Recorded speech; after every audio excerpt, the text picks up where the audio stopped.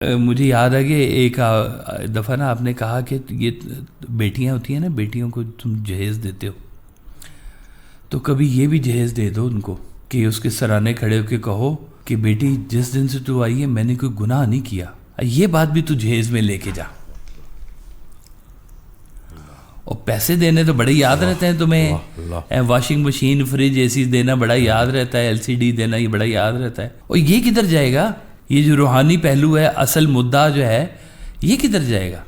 اس کی کوئی short cut نہیں ہے ڈاکٹر صاحب، یہ عمل مسلسل ہے اور آپ کو مسلسل اس میں رہنا پڑے گا، کبھی ادھر کبھی ادھر والی گیمیں نہیں چلنے والی، آدھی کشتی ادھر کر لو آدھی کشتی ادھر کر لو، ان کے سارے بچ جائیں گے، یہ نہیں بچے گا جو آدھا تیتر ہے آدھا بٹیر ہے۔